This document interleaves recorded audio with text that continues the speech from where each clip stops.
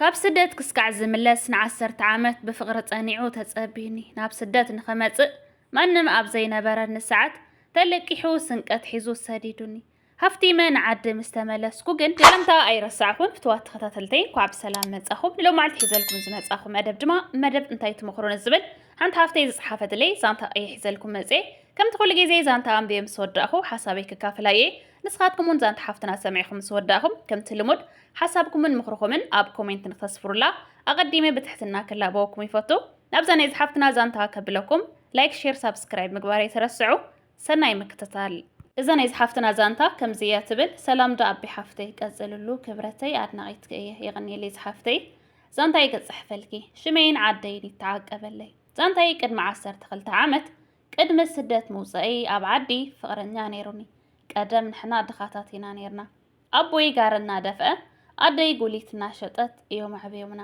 ናይ ውርሻ መሬት ገፊሕ ነይርዎም ገዛና ሓንቲ ክፍሊ ብቻ እያ ነይራትና እና ኣነ ትምህርተይ ጎበዝ ተምሃሪት እየ ነይረ ትምህርቲ ንኸጽንዕ ዝሕግዘኒ ነይሩ ስሩሑ ይጽናሕ ብቻ ሰራሕተኛ መንግስቲ ኢልኪ ንገረለይ እና ክሕፀረልኪ ተፋቂርና ድኽነትና ኩሉ ነገር ይፈልጥ እዩ ነይሩ ኣብ መንደርና እዩ ነይሩ ክራዩ እና ካፍታ ዘላቶ ቅርሺ ሂቡ ክዳን ይገዝእ ነይረ ስድራይ ድማ ከም ዘጽንዕ እዮም ዝፈልጡ እምበር ንፋቐር ኣይ መስሎምን ዝነበረ እና መሓዙተይ ዝተኸደንኡ ከይተኸደንኩ እየ ዓብየ ንስኡ ምስተላለኹ ግን ደስ ዝበለኒ ነግሮሞ ደሞዙ እንተተቐቢሉ ይህበኒ ነይሩ ንስድራይ ድማ ሓፍተ እያ ከይተጓኒኒ ይብሎም ነይሩ ንገዛና ይኣቱ ነይሩ ማንም ኣይፈልጥ ነይሩ ትምህርትኺ ምስ ወዳእኺ ክምርዓወክ እየ ብኽብሪ ክሓቶም እየ ክህብን እዮም ይብለኒ ነይሩ እና ካብ ኣዝማድና ዝደኸና ንሕና ስለ ዝነበርና ሰብ ኣይፈትወና ነይሩ ዋላ ኣዝማድና ንሱ ግን ዲክሽነሪ ኮምፒተር እናገዝአ ብትምህርተይ ጎበዝ ንክኾን ይጽዕረለይ ነይሩ ካብኡ ድኽነትና በቃ ምሽናፍ ኣብይና መሬት ናይ ውርሻ ከይሸጡ ወይለ ንስደት ክወፅእ ወሲነ ንሱ ግን ስደት ንኸይከይድ በቃ ብዙሕ ለሚኑኒ ንስድራ ይለሚኑ ኣነ ግን ኣቐቢፀ ህልኽ ሒዙኒ ስደት ወፅየ ተለቂሑ ዝነበርኡ ብስንቂ ብቕርሺ ብኽዳን ገይሩ ኩሉ ሂቡ መሪቑ ከይንጣለም ቃል ተኣታቲና ወፅየ ስደት ወፅየ ብኻርዲ ይድውለለይ ኣነ እንተሃሊኒ ይድውለሉ እንተዘይሃሊኒ ንሱ ይድውል ብድሕሪኡ ታንጎ ኢሞ ከፊተ ንድራወል ክሕፀረልኪ 10 ዓመት ሰሪሐ ቀዋሚ ስራሕ መሬት ወለደይ ኣስሪሐዮ ፍርቁ ንዓይ ሂቦምኒ ኣስሪሖምለይ ስድራይ ኣብ ገዛና ስራሕ ከፊቶም ዓይኒ ዕዳጋ እዩ ገዛና ናተይ እውን ምስኦም እዩ ኣብ ስደት መጽየ ምልክት ነይሩኒ ኣብ ገጸይ ኣጥፍየዮ ቅርጸይ ስፖርት ሰሪሐ ኣስተኻኺለዮ ፀጉረይ እኳ ካብ ቀደሙ ነዊሕ እዩ ነይሩ እና ብዙሓት ኣብ ዕረፍቲ ዝረኣዩኒ ኣወዳት ይልሙንኒ ኣብ ፌስቡክ ዝረኣዩኒ ብስድራይ ብዓዲ ዝሓቱ እንታይ ክብለኪ ምሕለፊ ይስእል ግን ክንድኡ ዘፍቅሮ ወዲ ኣይነበረንን ንኩሎም እምቢ እናበልኩ ሰሪሐ ዓዳኣት ትምህርትኺ ቀጽልየ ኢሉኒ ኣደፋፊሩኒ ጀሚረ ካብኡ ንመርዖ ኢሉኒ ደሞዙ ውሕድ እዩ ኣብ ገዛ ኸራይ ሓዲገዮ ኣብ ገዛ ኸራይ ጸኒሕኒ ነብሱ ከዓ ሓሚቑ ተበላሽዩ ጸኒሕኒ ብዕድመ እውን ይዓብየኒ እዩ ጸባዩ በቃ እንታይ ክብለኪ ዝጣዓመ ሰብ እዩ ትዕግስተኛ እዩ ለባም እዩ ኣነ ናይ መጀመርትኡ ንሱ ናይ መጀመርታ እዩ ወዲ ኣይኣምንን ንዕኡ ግን ይኣምኖ እዩ ኩሉ ናይ ውሽጡ ኣይሓብአንን ተፋናቐል እዩ ሓሳብ ኣለዎ ናይ ስድርኡ እውን ኣነ ሓዳር ክገብር ደልየ እናተምሃርኪ ሓዳርና ንግበር ኢሉኒ ንስድራይ ሓቲትዎም ስድራይ ዓብይ እዩ ድኻ እዩ ክንደይ ሰብ መኪና ሰብ ገዛ እናለመንኹስ ኢሎም ንዝሃበኒ ገንዘቡ ኩሉ ሃብዎ ከይበልክዎም ስደት እናሃለኹ ኣመስጊኖም ይህብዎ ነይሮም እዮም ኣነ ከዓ ደስ ኣብ ዝበለኒ ጥራሕ ስጦታይ ለይ ሰደሉ እምበር ስደድለይ ኣይብለንን ንዕ ጥራሕ እዩ ዝብለኒ ነይሩ ዓዲ ኣትየ መሕለፍስ ኢነ ዝሓቱኒ ብባዕለይ ብስድራይ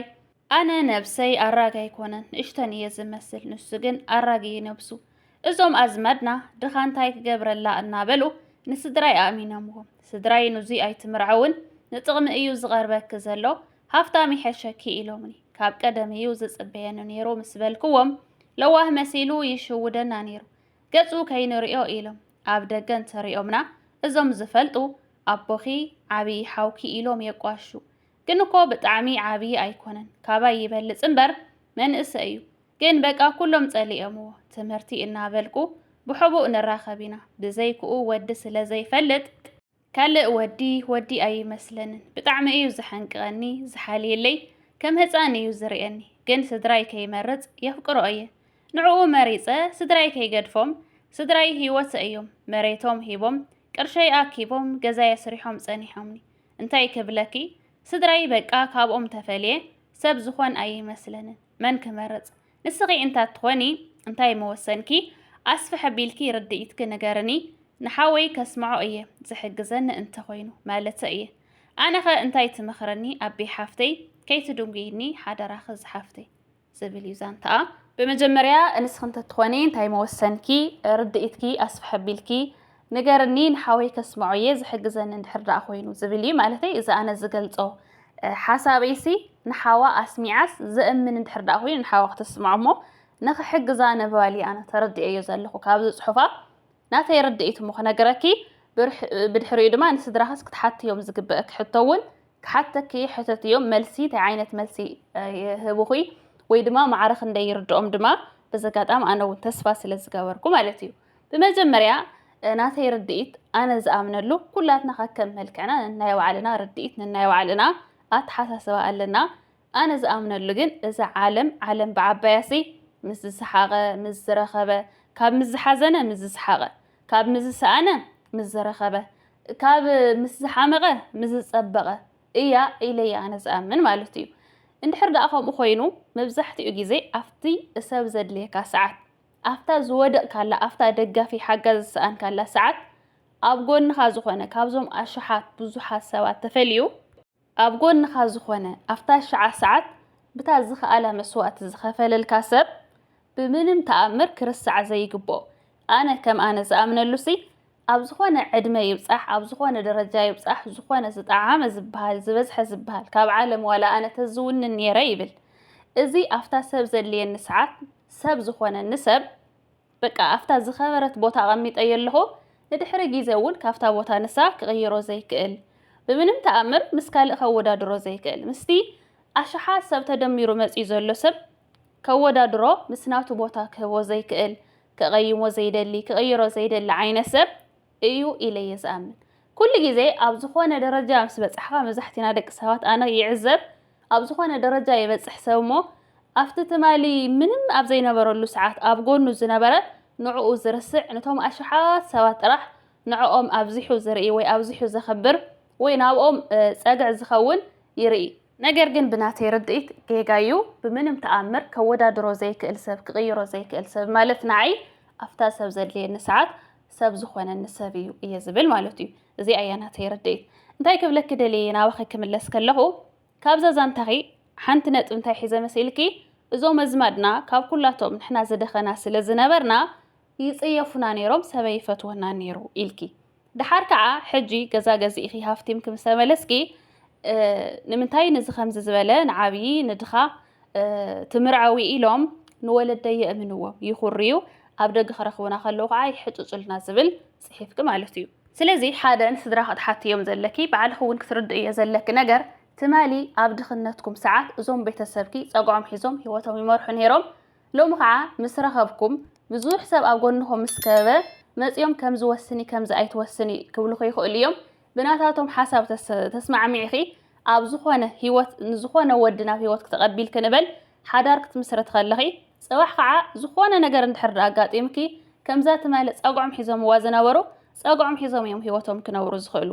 ንዓኺ ሂወትኪ ንስኺ ኣብ ሂወት ተስተኣናግድዮ ነገር ከስተኣናግዱልከ ይኽእሉን ሂወት ከዓ ክነብሩልከ ይኽእሉን ሂወትኪ ንስኺ ጥራሕ ክትነብር እያ እታ ንዓኺ ትጥዕመኪ ንስኺ ጥራሕ ክትፈልጥ እያ ትማሊ ኣብ ፀገምኪ ዝነበሩ መስዋእቲ ዝኸፍሉልኪ ንኣብነት ከም ስድራኺ እንድሕር ደኣሎም እውን ከምዚ ግበሪ ከምዘይ ትግበሪ ኢሎም ተማኺሮምኺ ፅቡቕ እዩ ከም ኣነ ዝስማዕምዐሉ ነገር እዩ ናትካ ሕማቕ ስለ ዘይደልዮም ኢልካ ብብዙሕ ነገር ክርድኦ ይኽእል እየ እንተዚ ትማሊ ኣብ ዝኾነ ሰዓት ፀጉዑ ሒዙ ኣብ ዝኾነ ሰዓት ናብ ሂወትካ መፅኡ ኣብ ዝኾነ ሰዓት ከዓ እንደገና መሊሱ ፀጉዑ ዝሕዝ ሰብ ከምዚ ግበር ከምዚ ኣይትግበር ኢሉ ግን ብምንም ተኣምር ክሰምዖ ይብልካን እየ ዝብል ከምዚ ክብል ከለኹ ግን ብዙሓት ኣለዋ ቤተሰበን ወለደን ዝኾነ ሰብ ከየማኸራ ንብረተን ክስካዕ ምሻጥ ዝበፅሓ ዝኾነ ዝነበረን ሽጢ ለውጢ ዝኾነ በቃ ዋላ ሙቲ ኢልወንሲ بمشطر حيزن طرح زموتا نعن مالتي يكون ነገር ግን ካብ መን ኢኻ ምኽሪ ትቕበል መን እዩ ተዘማኸረካ ዘሎ መን እዩ ውሳነ ንኽትውስን ዝደፋፈአካ ዘሎ ፈሊኻ ትፈልጦ ኣለካ ማለት እዩ በዘጋጣሚ ንኽትርዳእን ብፍላይ ደቂ ኣንስትዮ ማለት እዩ ካብኡ ክብለክ ዝደለ ኣነ ሓቂ ንምዝራብ ኣነ ከም ሓንቲ ጓል ኣንስተይቲ ኮይነ ከምቲ ኩሉ ግዜ ዝብለሲ ወለድኻ ገዲፍካ ንወለድኻ ምስ ወለድኻ ተባቲኽካስ ወለድኻ ዘይመረፅውን ሓደ ወዲ ጥራሕ ኣሚንካ ንዓቶም ክትክሕዶም ኣለካ ኢለ ደጊፈ ኣይፈልጥን ኣይድግፎን ማለት እዩ ከምዚ ዝፅሓፍክዮ ወለድኻ ኣብ ትሕቲ ፈጣርስ ኣነ ብብዙሕ እየ ዝመስሎም ብብዙሕ እየ እውን ዝስይሞም ስለዚ ከመኸረክ ዝደሊ ሓደ እዘፍቃሪኺ ኣነ ብጣዕሚ ካብ ዘድነቕክዎ ባህርያቱ ኣፍታ ድኽነት ክስዓት ጠቕመኛ ኸይበሃል ኣፍታ ድኽነትኪ ኣፍታ ፀገም ክስዓት ብታ ዘላት ተዓቕሙ መስዋእቲ ዝኸፍለልክ ዝነበረ ንዓሰርተ ዓመታት ብእምነት ዝተፀበየ ክወዲ እንደገና ከዓ ሕጂ እውን ትምህርትኺ ንኽትመሃሪ ንስኺ ሕልምኺ ንኽትነብርዮ ኣብ ዝለዓለ ደረጃ ንኽትበፅሒ ብብዙሕ ነገር ሓሲቡ ኣደፋፊሩ ትምህርትኺ ንኽትጅምር ዝገበረ ብኽብሪ ተመርዒዩ ንስድራኺ ብኽብሪ ሓቲቱ ሓዳር ክምስርት ዝደሊ ዘሎ ወድሲ ሎሚ ገዛኻ ስለ ዝረአየ ጥቕሚ ስለ ዝረአየ እዩ መፅኡ ማለት ብጣዕሚ ጌጋ እዩ እዞም ጥቕሚ መሪኦም መፅኦም ዘለው እዞም ትማሊ ዘይሓትኹ ዝነበሩ እዞም ትማሊ ምልስ ኢሎም ዘይርኢኹ ዝነበሩ ሎሚ ግን ገዛኺ ቅርፅኺ መልክዕኺ ካልእ ነገርኪ ምስ ረኣዩ ዝሓትኹ ዘለው እዮም ሰምዮም ጥቕመኛታት ዝበሃሉ እምበር ኣነ ንዑ ጥቕመኛ ኣይመበልክዎን መብዛሕትኡ ግዜ ጥቕመኛ ሰብ ዝፍራሕ ናብ ዝኾነ ሰብ ክቐርብ ከሎ ጥቕመኛ ሰብ ነቲ ሰብ ቀቲሉ ንሱ ጠጠው ዝብል እንተኾይኑ እቲ ሰብ ረጊፁ ንሱ ደው ክብል ዝኽእል እንድሕር ዳኣ ኮይኑ ነቲ ሰብ ካብ ምርጋፅ ነቲ ሰብ ካብ ምቕታል ንድሕሪት ስለ ዘይብል እቲ ርእይዎ ዝኸደ ጥቕሚ እንድሕር ዳኣ ተስኢኑ ኣብ ሜዳ ጉሒፍዎ ስለ ዝኸይድ ንኣብነት ከም ፅገሬዳ ጓል መቐለ ክንርኢ ንኽእል ንገዛኣ ንኽወርስ ኢሉ ንሱ ብዛዕባ ኣብ ሜዳ ምውዳቓ ብዛዕባ ገዛኣ ምሻጣ ብዛዕባ ደቃ ሒዛ ዝበልዕዎ ሰትይዎ ምስኣኖም ይሓስብን ንሱ ገዛኣ ተማቒሉ ካብኣ ክልተ ቆልዑ ወሊዱ ካልእ ከምዚ ሕጂ ዝገብሮ ዘሎ ብቑርዋን ተመርዒዩ ንእሽተይ ጓል ብምርዓው ገዛኣ ምክፋሉ ጥራሕ እዩ ዝርኢ ናታ ሂወት ሕጂ ዘላቶ እስር ቤት እቲ ኩሉ ዘጋጠመ ናታ ሂወት ንሱ ብምንም ተኣምር ኣይግደሰሉን እንታይ ደኣ ታ ጥቕምን ጥራሕ እዩ ዝርኢ ጥቕመኛ ሰብ ዝፅለአሉ ሓደ እውን እዚ እዩ ናትክ ግን ካብ ጥቕሚ ነፃ ዝኾነ ንጹህ ፍቕሪ ዘለዎ ወዲ እዩ ስለዚ ኣነ ስድራኺ የእምን እዮም ኩሉ ነገር ብስነ ስርዓት ኮፍ ኣቢልኪ ብኸረድኦም ዝኽእል ኣብነታት እናገበርኪ ኣረድእዮም ስድራኺ ኣሚንኪ ተመርዓውዮ ብናይ ቤተሰብኪ ብናይ ደቂ መንደር ብናይ መቕረብ ዘረባታት ግን ከምዚ ዓይነት ኣፍቃሪ ከም ናትክ ገዛ ስለ ዘይብሉ ጥራሕ ከይትኸስርዮ